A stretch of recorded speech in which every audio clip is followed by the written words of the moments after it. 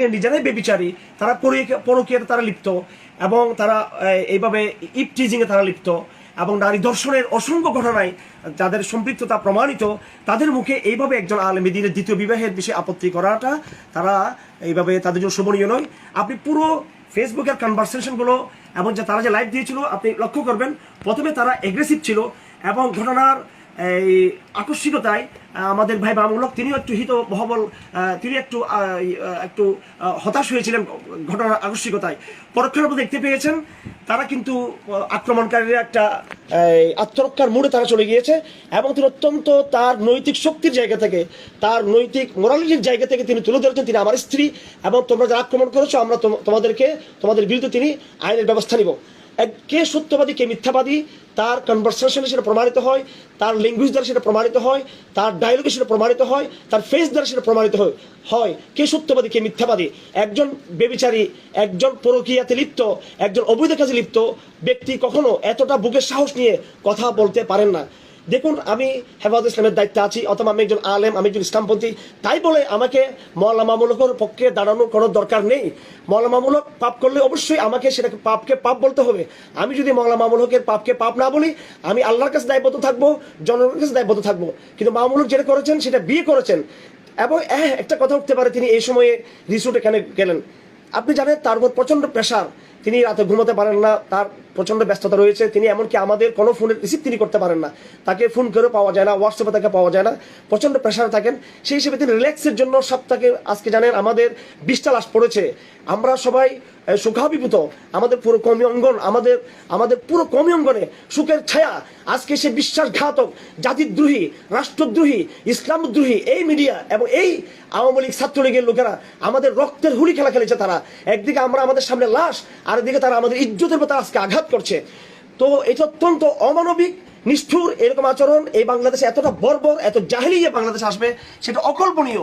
এমন একটি মুহূর্তে তারা আমাদেরকে ট্রল করবে। আপনারা কি বিশ্বাস করেন আমাদের কোনো জাতীয় নেতা এইভাবে শহীদের লাশকে রেখে এইভাবে তারা পরকীয়া প্রেমে তারা লিপ্ত হবে? তিনি রেস্ট নিতে গিয়েছিলেন। আমাকে প্লিজ আমাকে একটু সময় দিবেন, আমি একটু সময় দিবেন এখানে আমি জি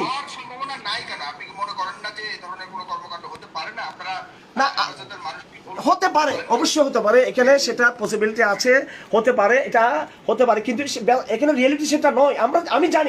আমি জানি যে তিনি মামুনুলকে দ্বিতীয় স্ত্রী। এটা এমন না যে মামুনুলকে আমি সেভ করছি, সবাই জানার দরকার নেই। আমার দাদা দ্বিতীয় বিয়ে করেছিলেন এবং আমাদের এই স্বয়ং সরকার প্রধানের সরকার, এই বাংলাদেশ সরকারের যারা দায়িত্ব রয়েছেন, মন্ত্রীদের মধ্যে দায়িত্ব রয়েছেন, আপনারা দেখতে পেয়েছেন তাদের বিবাহ, তাদের দ্বিতীয় বিবাহ, তাদের অসংখ্য বিষয়গুলো আপনারা জানেন। আপনারা তো এটা আপনারা যারা আমাদের ইসলাম ধর্ম প্রচার করেন, আপনারা যারা আমাদের মুরব্বী হিসেবে দেখি, আমরা আপনাদেরকে যারা সম্মান করি, আমরা সেই জায়গা থেকে আপনাদেরকে তো সব জায়গাতে এভাবে আমরা দেখতে চাই না। কিরকম দেখতে চান না?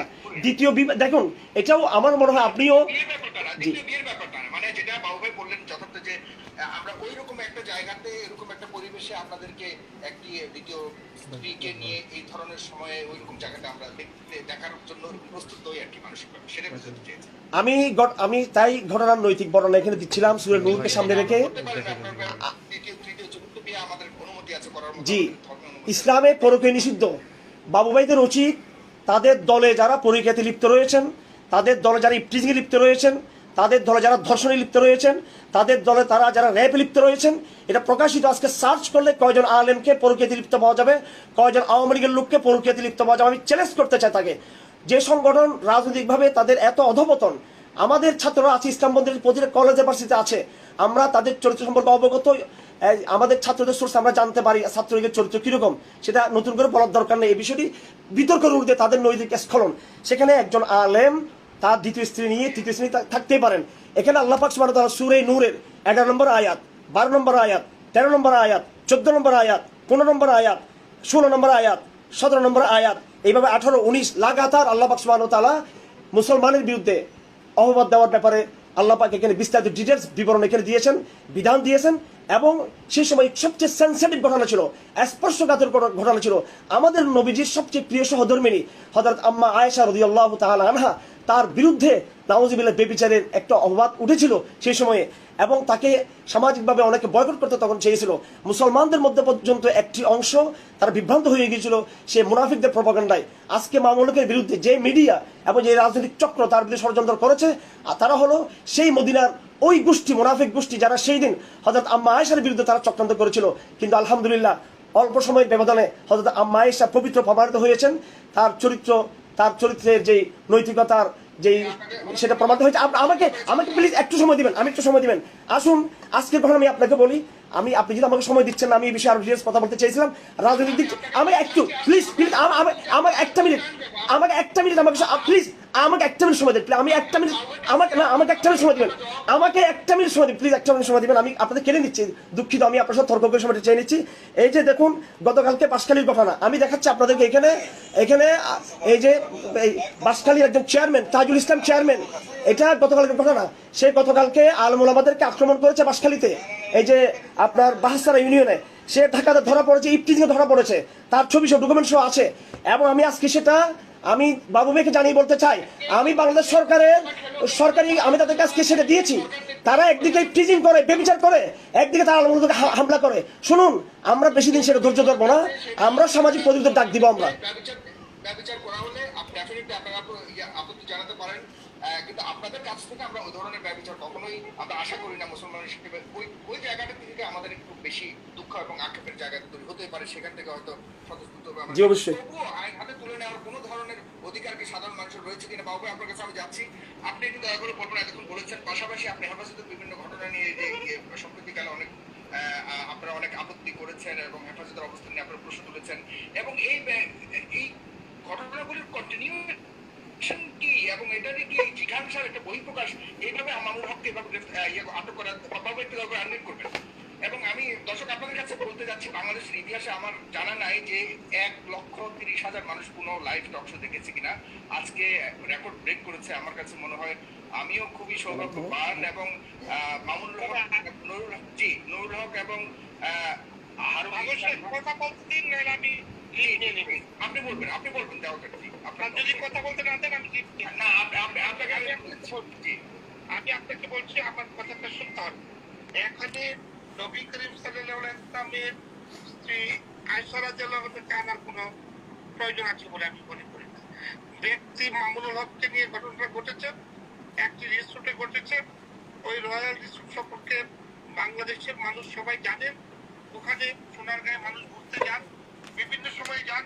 এটা একটা উৎসব মুখর জায়গা, সেখানে আনন্দ উৎসব করার জন্য সবাই যান। এটা ঐতিহাসিক একটা জায়গা। সোনারগাঁতে পিকনিক থেকে বনভোজন থেকে শুরু করে বিভিন্ন কারণে মানুষ যান। মামুনুল হক সাহেবকে আমরা শ্রদ্ধা করি, সম্মান করি, এবং এই জাতিটাকে আলেম হিসাবে মেনে নিয়েছেন বলেই কিন্তু আমরা দেখেছি যে উনি অনেক সময় অনেক কথাই বলেন।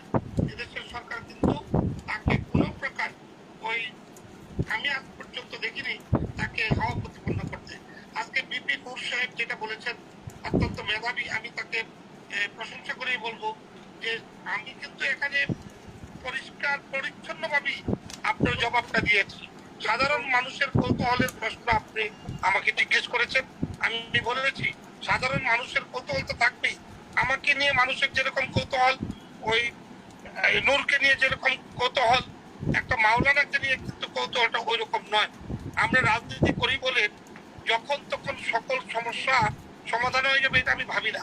আবার রাজনীতি করি বলে সকলের চরিত্র নিয়ে কেউ কথা বলবে এটাও আমি বিশ্বাস করি না। ছাত্রলীগ একটা রাজনৈতিক ছাত্র সংগঠন। এই ছাত্রলীগের কোন নেতার কি চরিত্র, এই চরিত্র বাছাই করার জন্য আপনার প্রশ্ন আর আপনার আজকের প্রসঙ্গ আনতে পারে না। ছাত্রলীগ ইতিহাস ঐতিহ্যের একটা ধারাবাহিক দল। এই ছাত্রলীগের নেতৃত্বেই বাংলাদেশ স্বাধীন সার্বভৌম রাষ্ট্রে পরিণত হয়েছে। এই বাংলাদেশ ছাত্রলীগের ইতিহাস ঐতিহ্যের ধারাবাহিকতাই আজকের বাংলাদেশের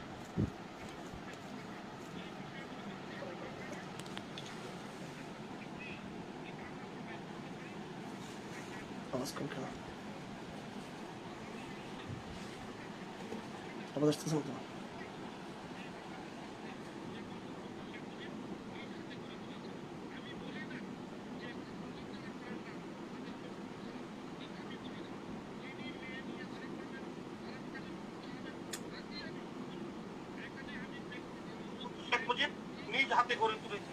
আমি বলি না যে ছাত্রলীগ যারা করেন না তাদের চরিত্র খারাপ, এটা আমি বলি না।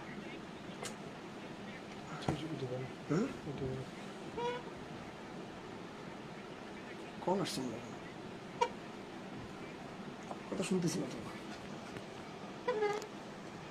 আমি এইটুকু বুঝি যে উনি একজন সম্মানিত আলেম, ও আলেমদেরকে আমরা বাংলাদেশের মানুষ ধৈর্য চোখে দেখি, সম্মান করি।